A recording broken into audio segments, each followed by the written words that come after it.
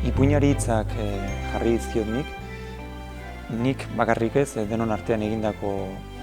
lan bat izan delako hau, oso elkarlanari emanak pasa ditugu proiektua hasi eta itxi bitarteko bat denborak, elkarri erakutsi dizkiogu, gure ideiak, gure testua, gure marrazkiak, eta denon artean forma eman diogu, denok burutan genuen horri azkenean heriotzaren gaia eta doluaren bidea lantzeko tresna bat, ipuin bat sortu nahi genuen. Uste dute emaitza politia gelditu dela. Hitzek marrazkiei laguntzen diete, marrazkiek hitzei. Nahiko ipuin poetikoa da momentu batzuetan, besteetan zuzenagoa. Emozio asko daude, heriotza bat tartean, eta dolua nola igaro, bakoitzak bere modua eta bibentzia partikularra du, baina kasu honetan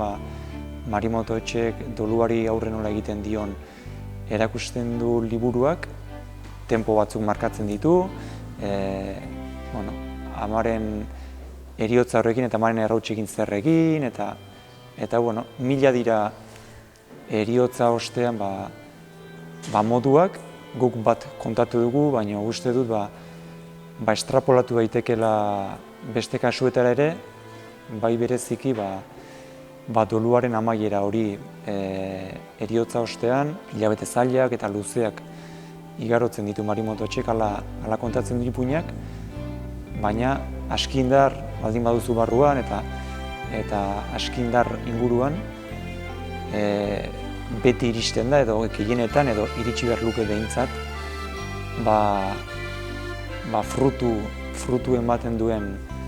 arbola bat, bai metaforikoki, hau da, galdu duzun pertsona horrek zuri ematen segitzen duelako beste modu batean, eta horretaz konturatzeko argitasuna da doluaren amaiera. Horretaz konturatzen zarenean, ematen segitzen duela, hor dagoela, bizitzak aurrera segitzen duela, eta zuk argi duzula, barruan argia duzula, pixkat doluak orduan bizi du bere itxiera, eta kasu honetan benetan agertzen da arbola hori ipuinean, benetako intxaurrak ematen ditu, benetako fruituak arbola horrek,